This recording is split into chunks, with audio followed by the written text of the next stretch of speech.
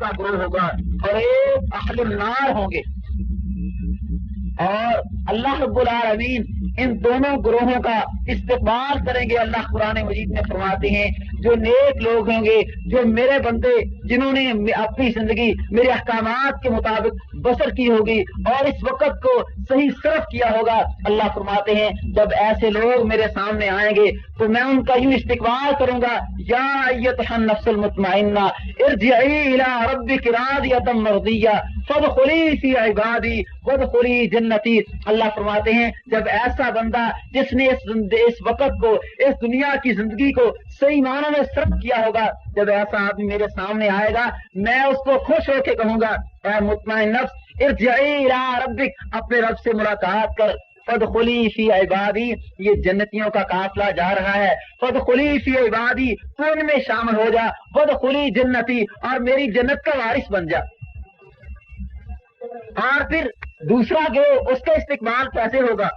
جنہوں نے اپنی اس دنیا کی زندگی کو منمانیوں میں صرف کر دیا، خواہشات کے پیچھے لگا دیا اور اپنی خواہشات کو اپنا الہ بنا لیا. اللہ فرماتے ہیں جب ایسے لوگ میرے سامنے آئیں گے پھر میں استقبال ان کا کیسے کروں گا؟ فرشتوں کو کہوں گا خذوہ فغلوہ ثم الجحیم صلوہ ثم فی سلسلۃ ذرعہا 70 ذراعا فاسلکوہ انہ کان لا یؤمن باللہ العظیم. اللہ فرماتے ہیں یہ دوسرا گروہ جو ہے جب میرے سامنے آئے گا میں فرشتوں کو کہوں گا خذو، ان کو پکڑو، خلو، اور اس کی گردنوں میں، ان کی گردنوں میں توق ڈال دو. ثم فی سلسلۃ ذرعہا 70 ذراعا فاسلکوہ، وہ جہنم کی 70 ہاتھ لمبی زنجیریں پکڑو اور ان کو اس میں جکڑ دو. انہ کان لا یؤمن باللہ العظیم، یہ ایسا سرکش تھا، یہ ایسا باغی تھا، ایسا متکبر تھا، ایسی اس کے اندر تحلی تھی، میری آیات اس کے سامنے پڑھی جاتی، اسے بار بار بتایا گیا کہ وما متاع الحیات الدنیا فی الآخرۃ الا قلیل، اس دنیا کی کوئی حقیقت نہیں، اس دنیا پہ اعتماد نہیں کرنا، یہ دنیا دائمی نہیں ہے، یہ عارضی ہے.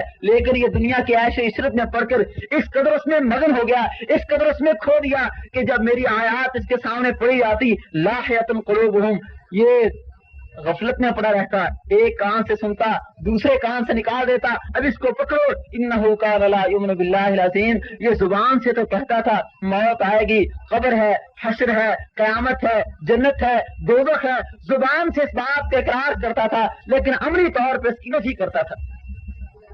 میرے بھائیوں اب دیکھیں یہ دونوں گروہ، دونوں جماعتیں اللہ رب العالمین نے ان کا انجام ہمارے سامنے رکھ دیا. اللہ قرآن میں فرماتے ہیں فہدیناہ النجدین، اے انسان یہ جنت کا راستہ اور یہ جنت کا راستہ، جہنم کا راستہ، یہ دونوں راستے میں نے تیرے سامنے رکھ دیے ہیں. وَإِمَّا شَاكِرًا وَإِمَّا كَفُورًا، اب یہ تیری فہم و فراست میں نے چھوڑ دیا، تو کون سے راستے کا اختیار کرتا ہے؟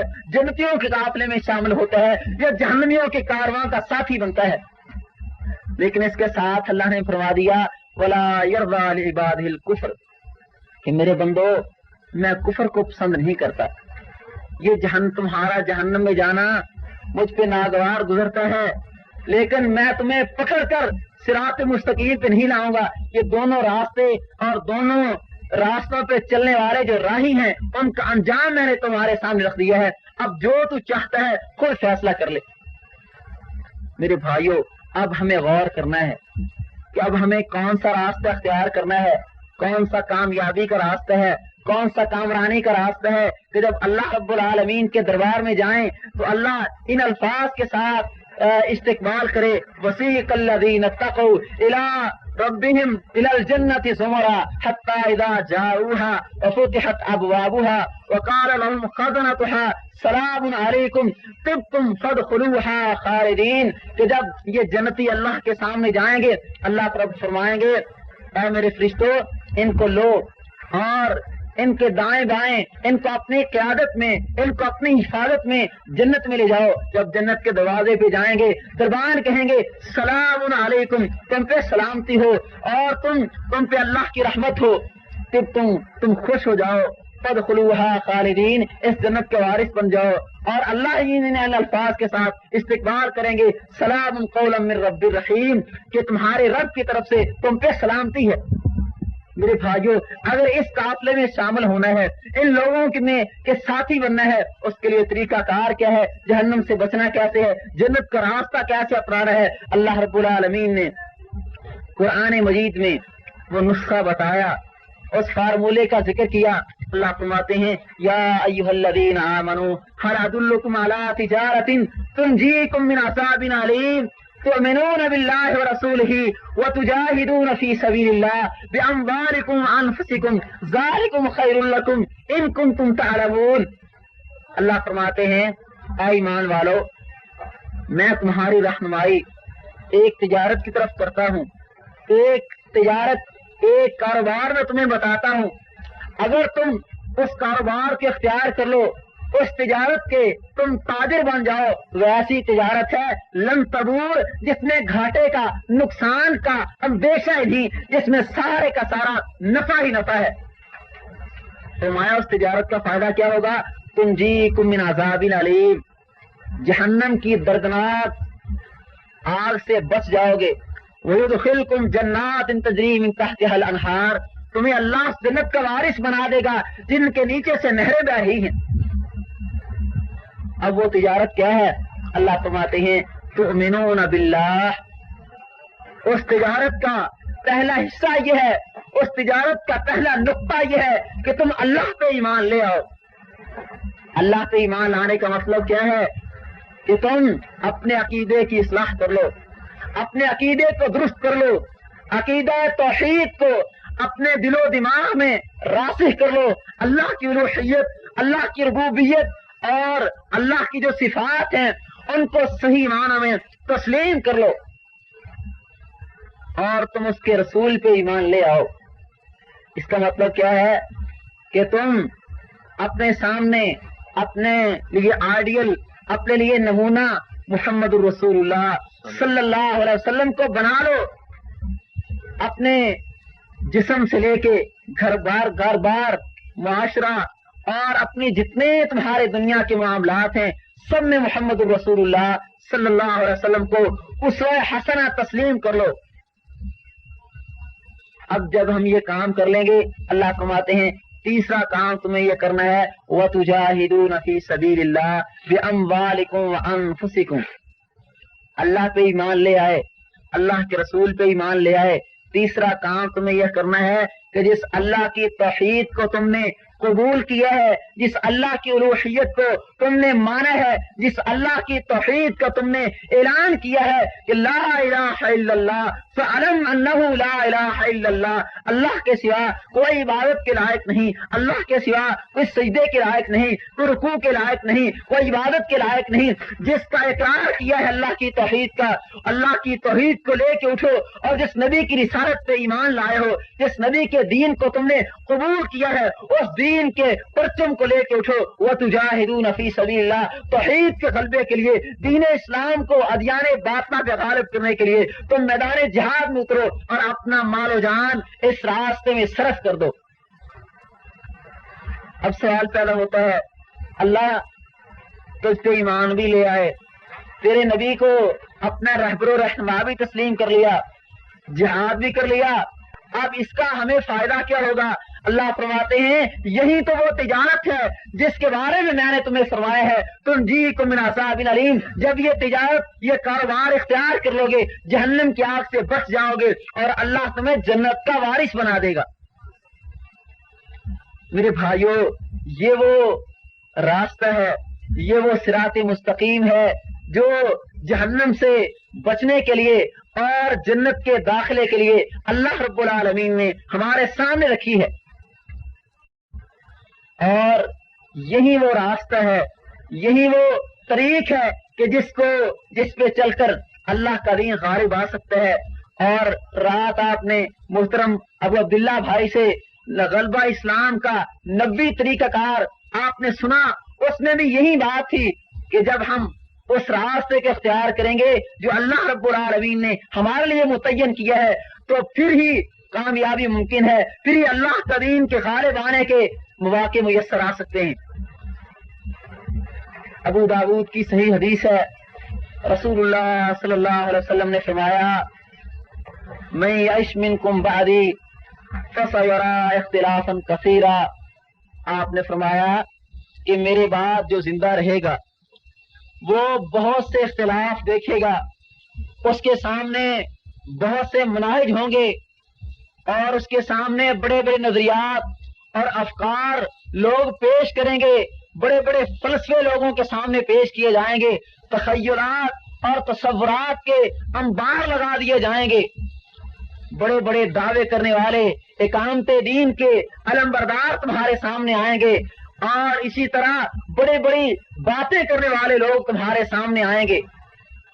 आपने फरमाया उस वक्त तुम्हें परेशान नहीं होना, उस वक्त तुम्हें दिल बर्दाश्त नहीं होना, जब देखें किसकी बात को माने, किसकी बात को तस्लीम करें, वो भी दीन की बात करता है और वो भी जिहाद की बात करता है, वो भी दावत की बात करता है, वो भी इकामते दीन की बात करता है, वो भी गलबा इस्लाम के लिए कोशिश है।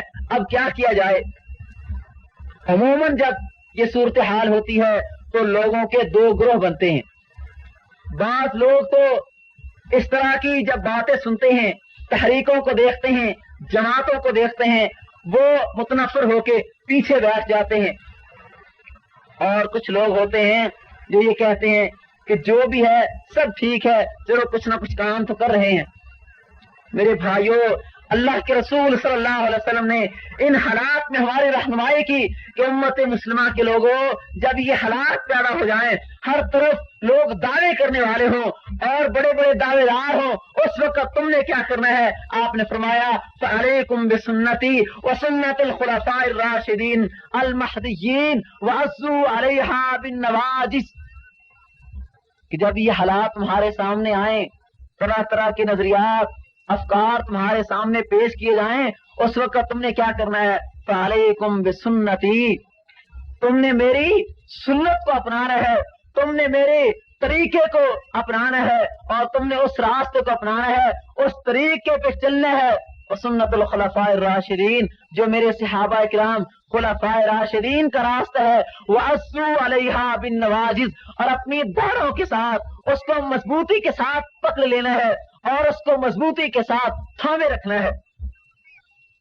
मेरे भाइयों, अब हमें गौर करना है मुहम्मद रसूलुल्लाह सल्लल्लाहु अलैहि वसल्लम की सुन्नत क्या है, आपका तरीक क्या है, आपका रास्ता क्या है, आपका मनहज क्या है, आपका प्रोग्राम क्या है जो रसूलुल्लाह सल्लल्लाहु अलैहि वसल्लम ने अपनी उम्मत के सामने रखा है।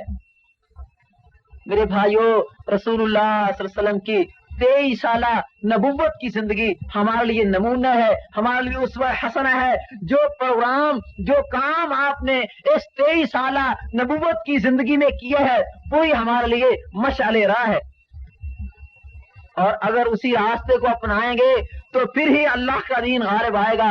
अब देखें, ये 23 साल रसूलुल्लाह सल्लल्लाहु अलैहि वसल्लम की दावत की जिंदगी, ये नबुव्वत की जिंदगी है, और इसमें से 13 साल मक्का की जिंदगी है और 10 साल रसूलुल्लाह सल्लल्लाहु अलैहि वसल्लम की मदीना तैयबा की जिंदगी है।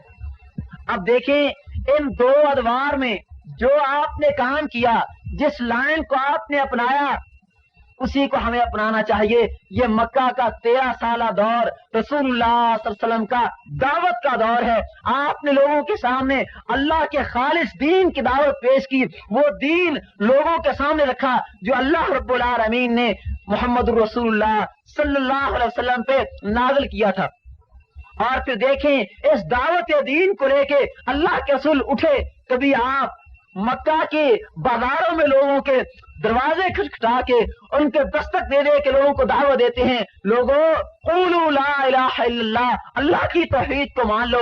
कभी कोहे सफा पे चढ़ के लोगों को कहते हैं, लोगों तुफ्लिहू तमलिकुल अरब वल अजम, अल्लाह की तौहीद को मान लो, अल्लाह अरब अजम तुम्हारे लिए मुसख्खर कर देगा। कभी इस दावत तौहीद को लेके उठे और ताइफ की वादी में गए, पत्थर खाए, जख्मी हुए, लहूलुहान हुए, और कभी इस दावत दीन को लेके, इस पैगाम तौहीद को लेके अल्लाह के रसूल औकास की मंडी में जाते हैं और लोगों के इज्तिमाआत में, लोगों की टोलियों में अल्लाह के दीन की दावत पेश करते हैं।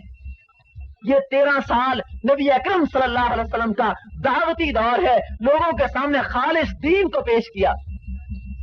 अब ये 13 साल दावत का दौर हमें किस बात का दर्स देता है? अल्लाह अकबर कबीरा, رسول اللہ صلی اللہ علیہ وسلم نے فرمایا کہ بلغو انی ولو آیا، یہ بخاری کی حدیث ہے۔ آپ نے فرمایا لوگوں تمہیں جو بات بھی میری طرف سے ملے، اس اسلام کی کسی ایک بات کا بھی تمہیں علم ہو تو تم نے اس کو آگے پہنچانا ہے، لوگوں کو اس کی دعوت دینی ہے، لوگوں کو اس سے روشناس کروانا ہے۔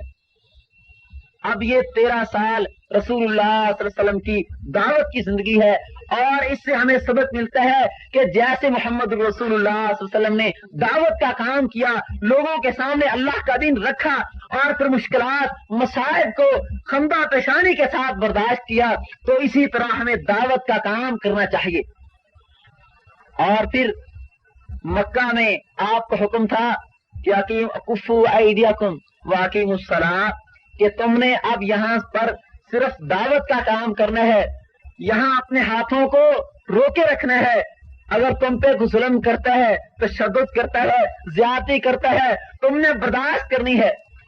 اب جب رسول اللہ صلی اللہ علیہ وسلم نے مدینہ طیبہ میں ہجرت کی تو وہاں یہ حکم نازل ہو گیا اذن للذین یقاتلون بانہم ظلموا وان اللہ علی نصرہم لقدیر۔ اے میرے پیارے پیغمبر، اس سے قبل تمہیں حکم تھا تم پہ ظلم کوئی کرے، تم پہ کوئی تشدد کرتا ہے، تمہیں پریشان کرتا ہے، اس دعوت کے راستے میں کوئی رکاوٹ بنتا ہے، اس کا علاج، اس کے لیے تم نے اپنے ہاتھوں کو بند رکھنا۔ لیکن اب تمہیں اجازت دے دی گئی ہے کہ جو اس دعوت کے میدان میں، اس غلبہ اسلام کے راستے میں رکاوٹ بنتا ہے، اس کا علاج اور اس کا حل تم نے جہاد کے ساتھ کرنا ہے، تلوار کے ساتھ کرنا ہے۔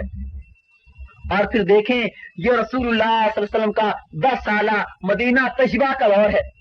اس 10 سالہ دور میں یہ دعوت کا کام بدستور جاری رہا، آپ دعوت کا کام کرتے رہے، لیکن اس کے ساتھ ساتھ اللہ کے رسول نے علم جہاد کو بھی بلند کیا، اور آپ کو بتایا گیا یہ رسول اللہ صلی اللہ علیہ وسلم کا 10 سالہ دور ہے، اور 87 جنگیں لڑی گئیں، اور 27 غزوات ایسے جن میں اللہ کے رسول بنفس نفیس شریک ہوئے ہیں۔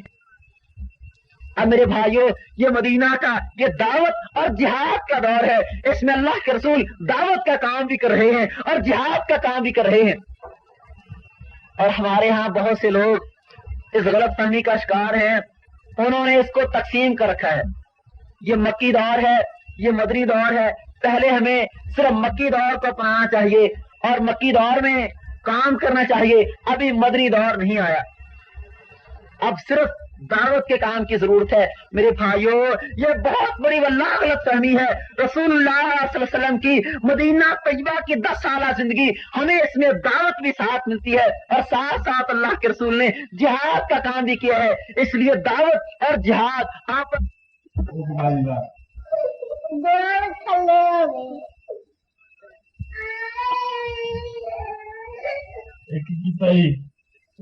یہ خود ساختہ تقسیمیں کرنا اور پھر ان کو منقسم کرنا اور پھر اس کی بنیاد پہ صرف ایک راستے کو اختیار کر لینا، یہ غلط فہمی ہے، اس کو دور کرنا چاہیے۔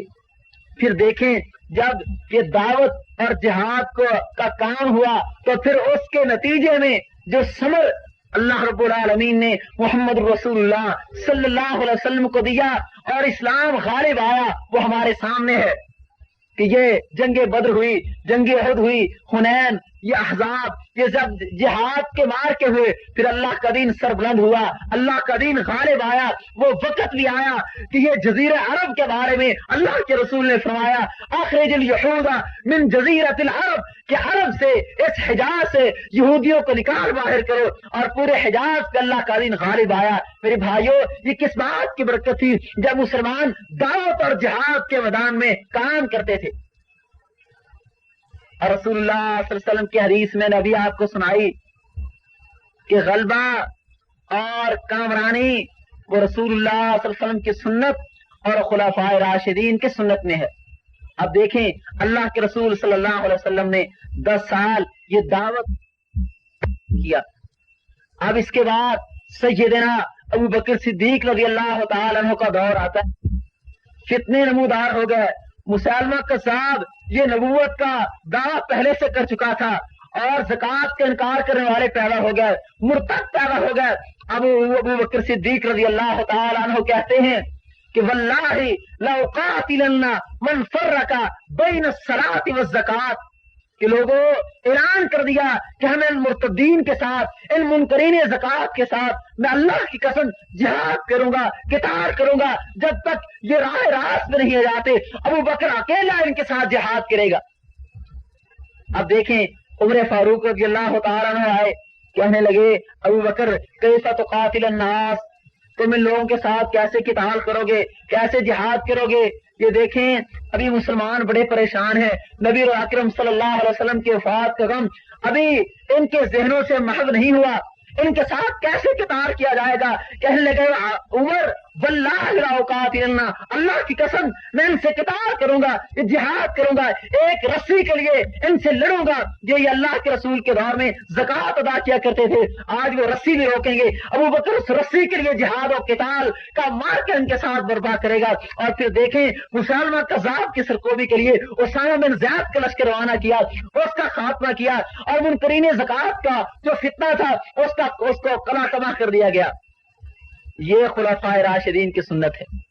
پھر دیکھیں عمر فاروق رضی اللہ تعالیٰ عنہ کا دور آتا ہے، یہ فارس، یہ کیسر جو بڑے بڑے اس وقت کے طاغوت تھے، سپر پاوریں تھی، یہ جہاد کی برکت سے، یہ غالب، یہ دعوت اور جہاد کے جو صبر کے نتیجے میں اللہ رب العالمین نے ان کو پاس کے رکھ دیا۔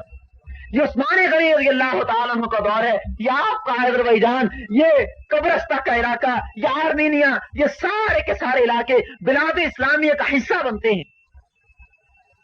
میرے بھائیوں، یہ ہے جس کے بارے میں رسول اللہ صلی اللہ علیہ وسلم نے فرمایا وَسُنَّةُ الْخُلَفَاءِ الرَّاشِدِينَ، کہ اگر تم نے غلبہ دین کا کام کرنا ہے، اقامت دین کا کام کرنا ہے، پھر اس کے لیے تمہیں رسول اللہ کی سنت کو اپنانا ہوگا اور خلفاء راشدین کے طریق کو اپنانا ہوگا اور اس کو مضبوطی کے ساتھ تھام لینا ہوگا۔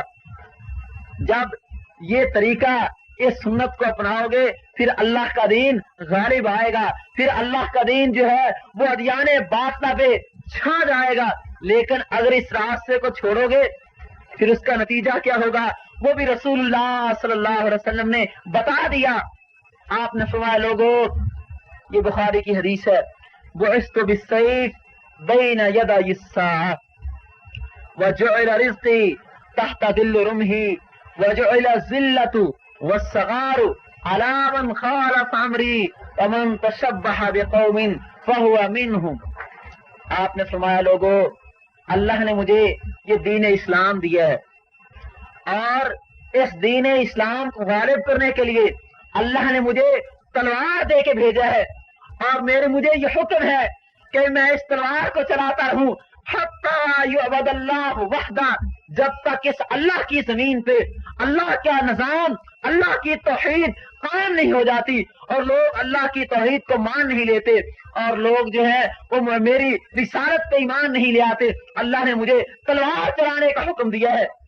وَجُعِلَ رِزْقِي تَحْتَ ظِلِّ رُمْحِي، اللہ نے میری معیشت، میرے معاش کا بندوبست میرے نیزے کے سائے کے نیچے رکھا ہے۔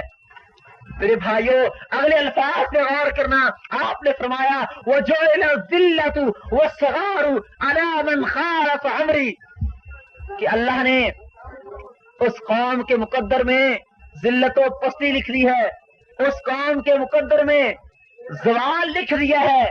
لمن خالف امری، جس نے میرا یہ راستہ چھوڑا، جس نے دعوت کو ترک کر دیا، جس نے جہاد کو فراموش کر دیا، جس نے یہ میرا دعوت و جہاد کا نبوی منہج ترک کر دیا، اللہ کے رسول فرماتے ہیں اللہ نے اس قوم کے مقدر میں ذلت و پستی لکھ دی ہے۔ اور دوسری حدیث نبی صلی اللہ علیہ وسلم کی، آپ نے فرمایا اذا تبعیاتم بالعین واخذتم اذناب البقر ورضیتم بالزرع وترکتم الجہاد سلط اللہ علیکم ظلا لا ينزعه حتی ترجعوا الی دینکم۔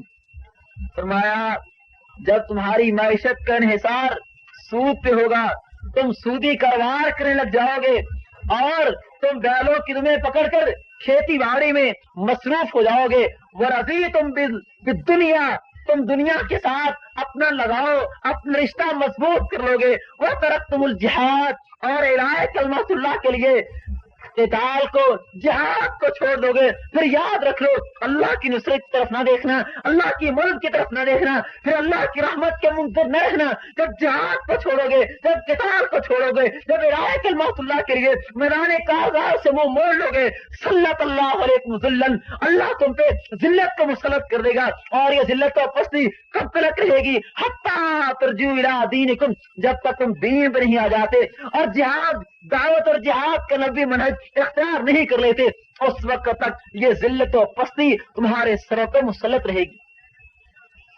سیدنا صدیق اکبر رضی اللہ تعالیٰ عنہ فرماتے ہیں ما یدعو قوم الجہاد فی سبیل اللہ الا ضربهم اللہ بذلہ، کہ جب بھی کوئی قوم جہاد کو چھوڑ دیتی ہے پھر اس کا مقدر سوائے ذلت کے، سوائے پستی کے اور سوائے زوال کے کچھ نہیں ہوتا۔ اور میرے بھائیو، ہماری تاریخ اس بات پہ شاہد ہے کہ جب تک مسلمانوں نے سنت رسول کو اپنایا، سنت صحابہ کے کو انہوں نے اپنائے رکھا اور اس دعوت اور جہاد کے نبی منہج لے کے وہ چلے، تو پھر اللہ کا دین غالب آیا، اللہ کا دین سر بلند ہوا۔ لیکن جب مسلمانوں نے اس منہج کو چھوڑا، اس راستے کو چھوڑا، اس طریق کو فراموش کر دیا، تو پھر سقوط بغداد کے واقعات بھی رونما ہوئے۔ ابن اسیر لکھتے ہیں کہ جب سقوط بغداد کا واقعہ رونما ہوا تو میں سال ہا سال تک سوچتا رہا کہ مسلمانوں کی ذلت، مسلمانوں کی پستی کے ایام اپنے قلم کے ساتھ سپردے کتاب کیسے کروں۔ وہاں مسلمانوں پہ جو ظلم و ستم ڈھایا گیا اور مسلمانوں کا قتل عام کیا گیا، اپنے قلم کے ساتھ ان کو کیسے لکھوں۔ لکھتے ہیں میں جب بھی قلم کو اٹھاتا حواس باختہ ہو جاتا کہ میں کیسے اپنی قلم میں، اتنی مجھ میں سکت نہیں تھی کہ میں وہ حالات لکھ سکوں۔ کہتے ہیں آخر کئی سال تک سوچتا رہا، پھر یہ خیال کر کے قلم اٹھایا کہ چلو آنے والی نسلوں کو بتا دوں کہ جب مسلمان جہاد کو چھوڑتے ہیں پھر حالت یہ ہوتی ہے۔ جب تتاری قوم بغداد پہ حملہ آور ہوئی اور وہاں جو انہوں نے کام کیا، بغداد کی اینٹ کے ساتھ اینٹ بجا دی اور مسلمانوں کا وہاں اس قدر قتل عام کیا گیا، بغداد کی گلیوں میں ایسے خون بہ رہا تھا جیسے سیلاب آیا ہوا ہو، اور علماء کی کتب، ان کی لائبریریاں، ان کو دریافت کر دیا گیا۔ اور ابن اسیر لکھتے ہیں کہ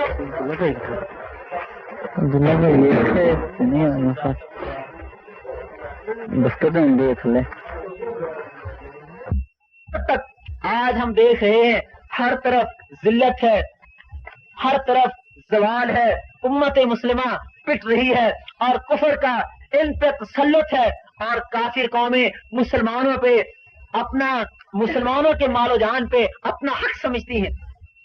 میرے بھائیو، سچی بات ہے، اس کی وجہ اور اس کا سبب صرف اور صرف ایک ہے کہ ہم نے اس راستے کو چھوڑ دیا ہے، اس منہج کو بھلا دیا ہے کہ محمد رسول اللہ صلی اللہ علیہ وسلم نے ہمارے لیے منتخب کیا تھا۔ اللہ قرآن میں فرماتے ہیں ان الذین یحادون اللہ ورسولہ کبتوا کما کبت الذین من قبلہم۔ اللہ فرماتے ہیں کہ یہ اللہ کا فیصلہ ہے، یہ اللہ کا قانون ہے، لا تبدیل لکلمات اللہ۔ اللہ کے جو قوانین ہیں، جو اللہ کے ضوابط ہیں، جو اللہ جس بات کو کہہ دیتا ہے کبھی اس میں تبدیلی نہیں آتی، کبھی اللہ کے قانون میں کوئی کمی اور لچک نہیں ہوتی۔ اللہ فرماتے ہیں میرا یہ فیصلہ ہے، جو قوم بھی اللہ اور اس کے رسول کے راستے کو چھوڑ دیتی ہے کو بھی تو ان کو تباہ و برباد کر دیا جاتا ہے۔ اللہ فرماتے ہیں اے امت محمد صلی اللہ علیہ وسلم، تم سے پہلے بہت سی قومیں زمین پہ آئیں، بہت سی قوموں نے یہاں آ کے اپنا بسیرا کیا، لیکن تم نے سنا قوم نوح کو اللہ رب العالمین نے ان کی شکلیں بگاڑ دی، بندروں اور خنزیروں میں ان کو تبدیل کر دیا، اور اسی طرح بہت سی قوموں پہ اللہ کے عذاب کا کوڑا برسا.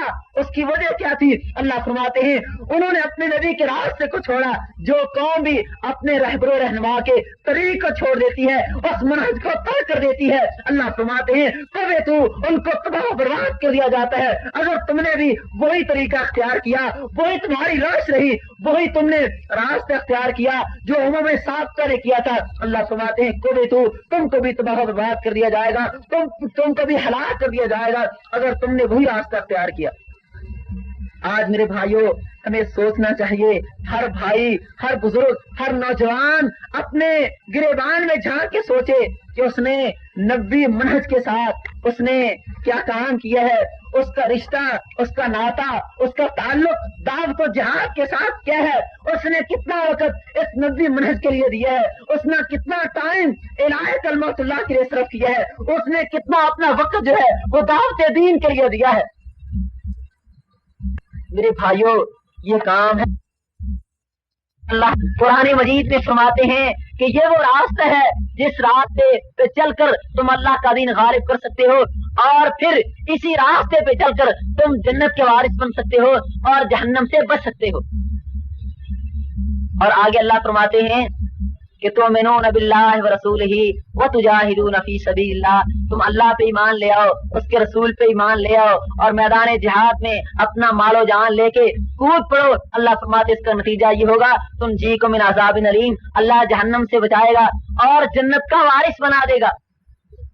اور اسی پہ بس نہیں, فرمایا ومساکن طیبۃ فی جنات عدن, اللہ تمہیں اس جنت کا وارث بنائے گا جس کے محلات, جس کے مکانات, جس کی بلڈنگیں, جس کی کوٹھیاں, جن کے بارے میں رسول اللہ صلی اللہ علیہ وسلم نے فرمایا, بخاری کی حدیث ہے, وہ ایسی جنت ہے لا عین رأت ولا اذن سمعت ولا خطر علی قلب بشر, کہ آج تک آنکھ نے اس کا نظارہ نہیں کیا, دل میں اس کا تصور نہیں آ سکتا, اور کانوں نے اس کی صفات سنی نہیں. اللہ فرماتے ہیں ومساکن طیبۃ فی جنات عدن, وہ جو ہمیشہ کی جنت ہے, اللہ فرماتے ہیں اس کا تمہیں وارث بنا دیا جائے گا. وَيَغْفِرْ لَكُمْ ذُنُوبَكُمْ, تمہارے سارے کے سارے گناہ معاف کر دیے جائیں گے اور تمہیں ایسے مکانات کا, ایسے محلات کا وارث بنا دیا جائے گا. لیکن شرط کیا ہے؟ جب تم دعوت اور جہاد کا کام کرو گے. اب دیکھیں یہ جتنے انعامات اللہ نے جہاد کے بیان کیے ہیں, ان سب کا تعلق دنیا کے ساتھ ہے, آخرت کے ساتھ ہے. جنت کا داخلہ, جہنم سے بچنا, گناہوں کی معافی اور جنت کا وارث بننا, یہ ساری کی ساری چیزیں ان کا تعلق آخرت کے ساتھ ہے. ہمیں وہ نظر نہیں آتی. یہ ایک فطری بات ہے, انسان جو بھی کام کرتا ہے وہ یہ چاہتا ہے کہ اپنے کام کا نتیجہ وہ اپنی آنکھوں سے دیکھے. دیکھیں ایک کاشتکار ہے, وہ سارا دن کام کرتا ہے, محنت کرتا ہے, صبح سے لے کے شام تک وہ مصروف رہتا ہے اپنی کھیتی باڑی میں. وہ یہ چاہتا ہے کہ جب یہ فصل پکے تو میں اس کا نتیجہ اپنی آنکھوں سے دیکھوں کہ یہ میری محنت کا ثمر اللہ نے مجھے دیا ہے. تو دیکھیں یہ جہاد کا کام, یہ دعوت کا کام کرنے والے کے دل میں یہ سوال اٹھتا ہے کہ اللہ ٹھیک ہے جنت بھی دے گا, جہنم سے بھی بچائے گا, جنت کے انعامات کا بھی وارث بنائے گا, اب اس دنیا میں مجھے کیا ملے گا؟ اللہ فرماتے ہیں میرے بندے مایوس نہیں ہونا, پریشان نہیں ہونا. وہ خرا تحبونها نصر من اللہ وفتح قریب, اللہ فرماتے ہیں ایک وہ چیز بھی تمہیں ملے گی, نصر من اللہ, اللہ کی طرف سے مدد آئے گی. جب تو میدان جہاد میں اپنا مال و جان لے کے اتر آئے گا اللہ کے رضا کے لیے, اللہ کے دین کو غالب کرنے کے لیے, اللہ فرماتے ہیں پھر میری نصرت آئے گی, پھر میری مدد آئے گی. اور جب میری مدد آئے گی, جب میری نصرت آئے گی, پھر اس کے نتیجے میں فتح قریب, جب اللہ کی مدد آتی ہے, اللہ کی نصرت آتی ہے, اس کے نتیجے میں اللہ فتح دیتا ہے. اللہ فرماتے ہیں یہ اس کا نتیجہ تمہیں اپنی آنکھوں سے تم دیکھو گے کہ جب جہاد کرو گے اللہ کی مدد آئے گی, اللہ کی نصرت آئے گی. اور سچی بات ہے آج اللہ کے فضل و کرم سے اس میدان جہاد میں اللہ کی نصرت, اللہ کی مدد آج ہم اپنی آنکھوں سے دیکھ رہے ہیں. یہ دیکھیں یہ جہاد فی سبیل اللہ جب سے شروع ہوا ہے, واللہ پورے عالمی طاقتیں पूरा कुफर परेशान है। आप देख रहे हैं ये कश्मीर का मसला ये 1948 को अक़वाम मुत्तहिदा की सलामती कौंसिल में पेश किया गया और इस वक्त तकरीबन 150 करारदादें और मसला कश्मीर के हवाले से वो उनका जो पलंदा है वो अक़वाम मुत्तहिदा के रिकॉर्ड में मौजूद है और हमारी तारीख भी इस बात पे शाहिद है कि अक़वाम मुत्तहिदा ने की जो करारदादें वो बेसूद साबित हुई, उनसे कुछ फायदा नहीं हुआ, उनसे मसले का हल जो है वो उसमें इल्तिवा हुआ है, उसमें तकदीम नहीं हुई। अब देखें जब मुसलमानों ने ये जिहाद का रास्ता अख्तियार किया और किताल फी सबीलिल्लाह के मैदान में उतरे तो आए देखें अल्लाह के फजल करम से हम अपनी आंखों से देख रहे हैं कि वो वक्त अनकरीब आने वाला है और वो वक्त दूर नहीं जब अपनी आंखों से देखेंगे कि कुफर वहां जलील होगा और मुसलमान अल्लाह के फजल करम से उस इलाके में अपनी हुकूमत कायम करेंगे, अल्लाह उनको गलबा नसीब करेगा। मेरे भाइयों ये है वो नस्र मिनल्लाह, अल्लाह रब्बुल आलमीन की तरफ से मदद व फतह करीब, जब अल्लाह की मदद आती है उसके नतीजे में फतह होती है। और सच्ची बात है इस आयत को बड़ा गलत इस्तेमाल किया जाता है, लोग बड़ा ही गलत मफहूम इस आयत से लेते हैं। जो इलेक्शन में खड़ा होता है वो कहता है फलां का मुकद्दर फलां का नसीब, नस्र मिनल्लाह व फतह करीब। और मेरे भाइयों ये आयत अल्लाह ने जिहाद के लिए नाज़िल की है, ये आयत अल्लाह ने किताल के लिए नाज़िल की है, ये अल्लाह रब्बुल आलमीन ने अपने बंदों के लिए नाज़िल की है जो मैदान जिहाद में उतरते हैं तो अल्लाह उनकी मदद करता है और अल्लाह की जब मदद आती है तो दुनिया की कोई ताकत अल्लाह की मदद का मुकाबला नहीं करती और फिर अल्लाह उसके नतीजे में फतह देता है। तो मेरे भाइयों ये वो रास्ता है, ये दावत और जिहाद का जो मोहम्मद रसूलुल्लाह सल्लल्लाहु अलैहि वसल्लम की जिंदगी का खुलासा है, जो आपकी सीरत है वो दावत और जिहाद है। और अल्लाह ने इसी के बारे में फरमाया कुल हाज़िही सबीली अदू इलल्लाहि अला बसीरतिन अना व मन इत्तबअनी। ये मेरे प्यारे पैगंबर आप ऐलान कर दीजिए, आप इन लोगों को बता दीजिए हाज़िही सबीली ये मेरा रास्ता है। अब ये रास्ता आपका कौन सा है? वो रास्ता जो 23 साला नबुव्वत का रास्ता और 23 साला रसूलुल्लाह सल्लल्लाहु अलैहि वसल्लम की सीरत है, वो रास्ता है। अल्लाह फरमाते हैं ये दावत और जिहाद इलाहे कलमातुल्लाह के लिए काम करना और अपने मालो जान को अल्लाह के दीन के गलबे में लगा देना, सबीली ये मेरा रास्ता है। आना व मन इत्तबअनी ये सिर्फ मेरा काम नहीं कि मैं इस दुनिया में आया और 53 साल की जिंदगी में 53 साल की उम्र में ही बुढ़ापे में मैदान जिहाद में गया, अपने आप को जख्मी करवाया, सहाबा शहीद हुए और नुकसानात उठाए, परेशानियों का सामना करना पड़ा, जुल्मों के शद्द सहा। फरमाया ये सिर्फ मेरा काम नहीं है, वमन इत्तबअनी जो भी मेरा कलमा पढ़ने वाला है, मुझ पे ईमान लाने वाला है, जो इस बात का दावेदार है कि मोहम्मद सल्लल्लाहु अलैहि वसल्लम मेरे नबी हैं, मैं उनका उम्मती हूँ, फरमाया उनका भी यही काम है कि वो मेरे इस रास्ते पे चलें। अदू इलल्लाहि अला बसीरतिन अना व मन इत्तबअनी मैं तो लोगों को इसी रास्ते की दावत देता हूँ कि तुम अल्लाह के दीन की दावत दो और मैदान जिहाद को अख्तियार करो। और मन इत्तबअनी जो मेरे साथ मुतल्लिक है, मेरे साथ वाबस्ता है, उसका भी यही काम है कि वो इस रास्ते को लेकर उठे, इस रास्ते पे चले। फरमाया ये तुम्हारी जिम्मेदारी है।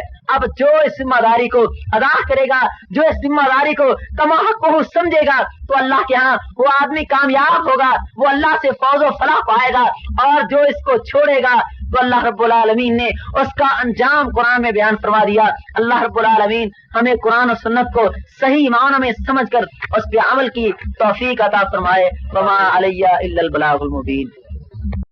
बिस्मिल्लाहिर्रहमानिर्रहीम। अस्सलामु अलैकुम वरहमतुल्लाह। तिलावत कलाम हकीम, जय्यद उलमाए किराम की तकारीर, नित नए जहादी तरानों के वॉल्यूम्स, साफ और बेहतरीन MPX साउंड फिल्टर पर पाकिस्तान भर में बेहतरीन ऑडियो सीडीज रिकॉर्डिंग का मरकज अलकासिया केसट सीडीज व Qutub library, 4 lake road, Chauburji चौक, लाहौर। फोन 72305449।